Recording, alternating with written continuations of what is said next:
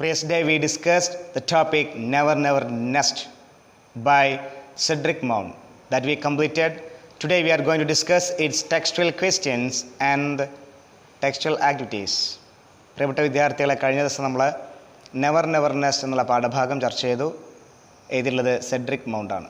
ഇന്ന് അതിൻ്റെ ചോദ്യോത്തരങ്ങളും ബാക്കി പ്രവർത്തനങ്ങളുമാണ് ചർച്ച ചെയ്യുന്നത്. ആ വീഡിയോയിലേക്ക് എല്ലാവർക്കും സ്വാഗതം.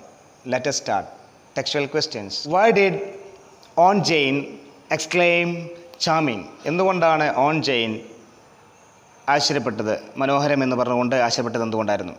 On Jane exclaim charming because the lounge of the home where Jack and Jill looked very cosy and pretty. Okay, വളരെയധികം മനോഹരമായിരുന്നു, അതുകൊണ്ടാണ് അവർ അത്തരത്തിൽ അങ്ങനെ പറഞ്ഞത്. Second one, what was really wonderful according to aunt Jane? യഥാർത്ഥത്തിൽ ജെയിനെ സംബന്ധിച്ചിടത്തോളം എന്തായിരുന്നു വളരെയധികം The fact that Jack and Jill had fine furniture, a car, a piano, a refrigerator and a radio was really wonderful according to Jane. Aunt ജെയിനെ സംബന്ധിച്ചിടത്തോളം വളരെയധികം അത്ഭുതകരമായി തോന്നിയത് മറ്റൊന്നുമല്ല, ഫർണിച്ചറുകളുണ്ട്, കാറുണ്ട്, പിയാനോ ഉണ്ട്, റെഫ്രിജറേറ്റർ ഉണ്ട്, റേഡിയോ ഉണ്ട്, എല്ലാം അവരെ വളരെയധികം അത്ഭുതപ്പെടുത്തുകയുണ്ടായി. Third one, what made aunt Jane worry about her gift check?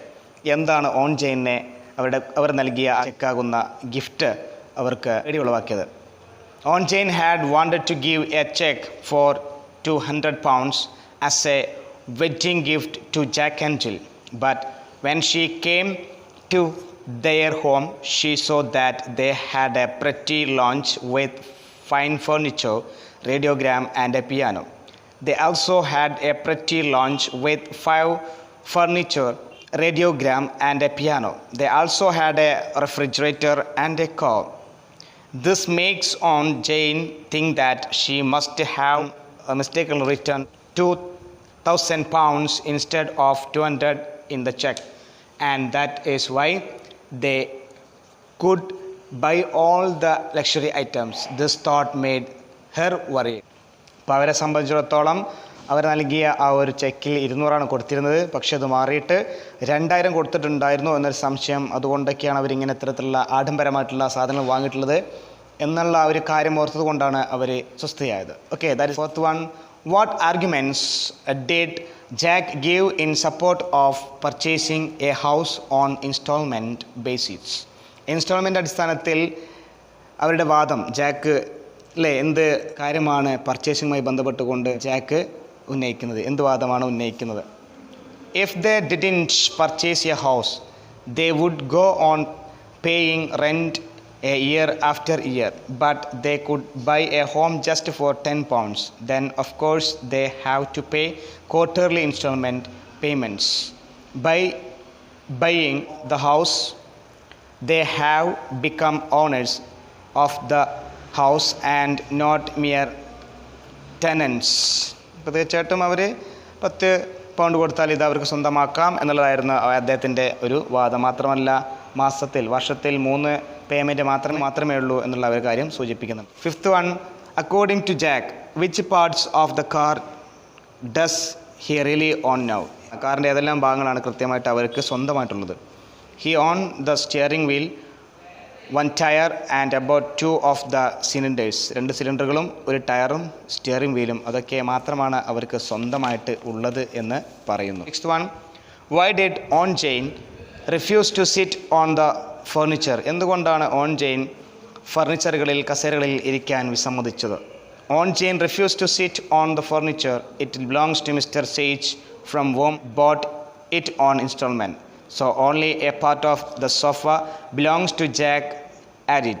Jill and the rest belongs to Mr. Sage. അപ്പോൾ വാങ്ങിയുള്ള എല്ലാ സാധനങ്ങളും ഇൻസ്റ്റാൾമെൻറ്റിനാണ്, സേജിൻ്റെ ഒക്കെ ആകും. അതുകൊണ്ടാണ് ആ ഒരു കസേര ഇരിക്കാത്തത്. മാത്രമല്ല അവർ അഭിമാനിയായിരുന്നു. ഓക്കെ, ഇൻസ്റ്റാൾമെൻറ്റ് വാങ്ങുന്ന ഒരു സാധനത്തിന് അവർ ഇരിക്കുമായിരുന്നില്ല. അവരുടെ പോളിസി പണം കൊടുത്ത് എല്ലാ സാധനവും വാങ്ങിക്കുക എന്നുള്ളതുകൊണ്ട്. How did they plan to pay their installments? അവരെങ്ങനെയാണ് ഓരോ സാധനങ്ങളും വാങ്ങിക്കുന്നത്? അതിൻ്റെ പ്ലാൻ എങ്ങനെയാണ്? They would borrow money from the Thrift and Providence Trust Corporation. Providence Trust Corporation കടം വാങ്ങിയിട്ടാണ് ഇൻസ്റ്റാൾമെൻറ്റുകൾ അടച്ചു തീർക്കുന്നത്. 8.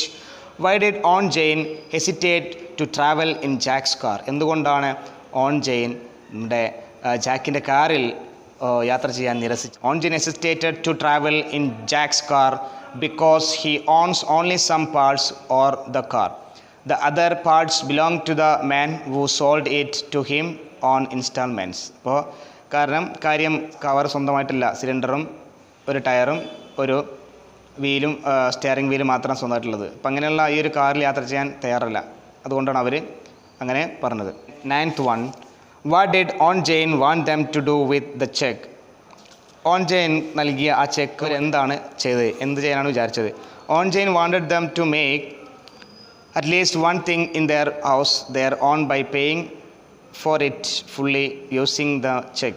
ഇപ്പോൾ ചെക്ക് ഉപയോഗിച്ച് അവരുടെ സ്വന്തമായിട്ട് എന്തെങ്കിലും വാങ്ങാൻ പറ്റുമെങ്കിൽ, അല്ലെങ്കിൽ അത് അടച്ചു തീർക്കാൻ പറ്റുമെങ്കിൽ അങ്ങനെ അടച്ചു തീർക്കാൻ വേണ്ടി ചോദിച്ചോളൂ എന്ന രൂപത്തിലാണ് ചെക്ക് നൽകിയത്.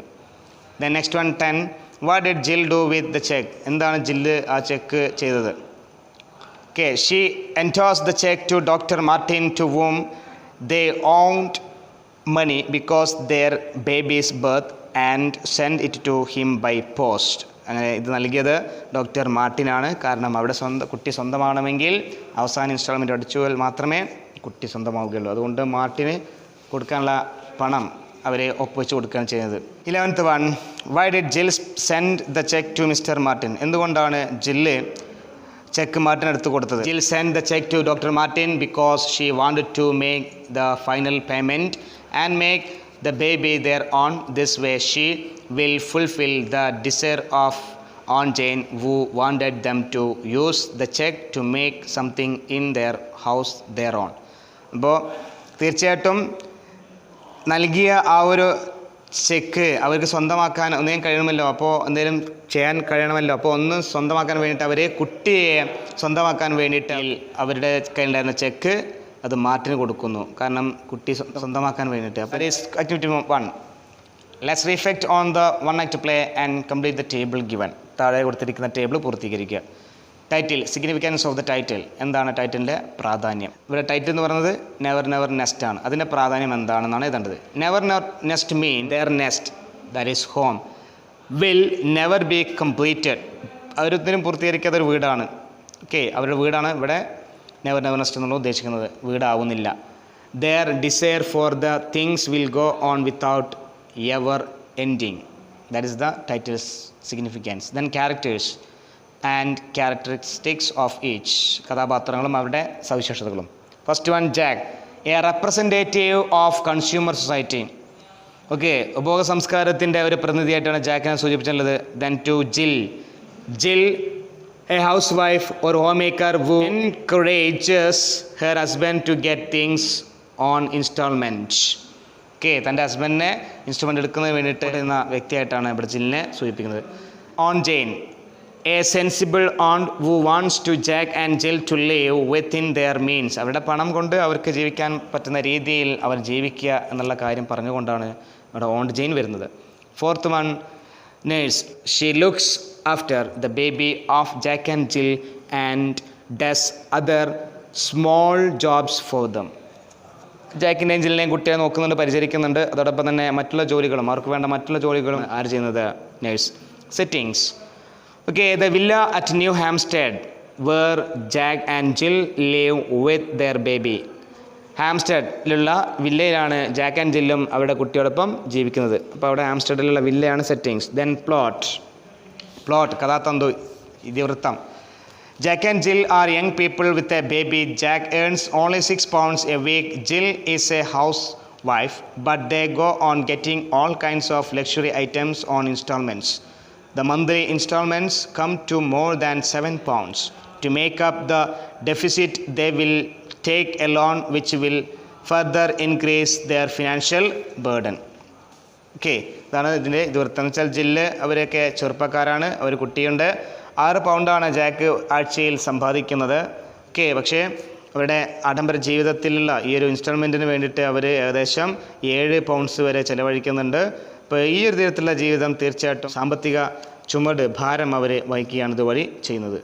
Then message of the play, live within your means, don't fall into the buy now and pay later trap. തീർച്ചയായിട്ടും എന്താ പറഞ്ഞിരിക്കുന്നത്? live with your means, നിങ്ങളുടെ പണം എത്രയാണോ അതിനനുസരിച്ച് ജീവിക്കുക. Don't fall in buy now and pay later trap. അപ്പോൾ വാങ്ങുകയും പണം പിന്നെ കൊടുക്കുകയും ചെയ്യുക എന്നുള്ള ആ ഒരു കെണിയിൽ പെടാതെ സൂക്ഷിക്കുക എന്നുള്ളതാണ് ഇതിൻ്റെ message. Prepare A review of the drama based on the table. ഈ ടേബിളിൽ കൊടുത്തിരിക്കുന്ന പോയിൻറ്റ്സിൻ്റെ വെളിച്ചത്തിൽ നിങ്ങളോട് റിവ്യൂ തയ്യാറാക്കാൻ പറഞ്ഞിരിക്കുകയാണ്. Okay, I will give you a model. See. Then 2, based on your understanding of the play Never Never Nest, organize a classroom debate on the topic is equated monthly installment scheme, a boon or a bane to middle class families. ഇത്തരം കുടുംബത്തിലെ ആളുകൾക്ക് ഇത്തരത്തിലുള്ള ഇൻസ്റ്റാൾമെൻറ്റുകൾ അത് അനുഗ്രഹമാണോ അതോ നാശമാണോ, അത് നേട്ടമാണോ അതോ കോട്ടമാണോ എന്നുള്ളതിനെ കുറിച്ചുള്ള ഈ ടോപ്പിക്കിനെ ബേസ് ചെയ്തുകൊണ്ടുള്ള ഒരു ഡിബേറ്റാണ് ക്ലാസ്സിൽ സംഘടിപ്പിക്കേണ്ടത്. ഓക്കെ, ഡിബേറ്റ് നമ്മൾ തയ്യാറാക്കുമ്പോൾ അത് ഫോറുണ്ട്, എഗെയിൻസ്റ്റ് ഉണ്ട്. അതായത് അനുകൂല വാദങ്ങളുണ്ട്, പ്രതികൂല വാദങ്ങളുണ്ട്. Then third one, discuss the features of script or a play. Prepare a script based on the story the scholarship jacket highlighting the following scenes. ഓളം സീനുകളുണ്ട്, ആ സീനുകൾ ബേസ് ചെയ്തുകൊണ്ട് സ്ക്രിപ്റ്റ് തയ്യാറാക്കുകയാണ് വേണ്ടത്.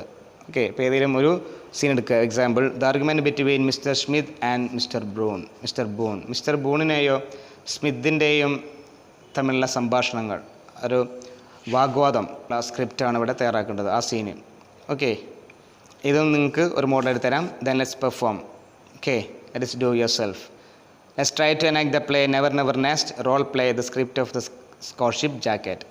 Scholarship Jacket എന്നുള്ള ആ ഒരു പാഠഭാഗത്തിൻ്റെ സ്ക്രിപ്റ്റ് തയ്യാറാക്കി വേണ്ടി പറഞ്ഞിരിക്കുകയാണ്. അത് തയ്യാറാക്കിയിട്ട് നെവർ നെവർ നെസ്റ്റ് എന്നുള്ള പാഠഭാഗത്തിൻ്റെ സ്ക്രിപ്റ്റിനെയും സ്കോളർഷിപ്പ് ജാക്കറ്റ് എന്നുള്ള പാഠഭാഗത്തിൻ്റെയും ആ സ്ക്രിപ്റ്റിനെയും ബേസ് ചെയ്തുകൊണ്ട് നിങ്ങളോട് എന്ത് ചെയ്യാൻ പറഞ്ഞിരിക്കുകയാണ്. Yes, that is enact a play. നിങ്ങളോട് അഭിനയിക്കാൻ വേണ്ടി പറഞ്ഞിരിക്കുക. Third activity. Let's stop here. We can continue in other parts of it. Have a nice day. Thank you.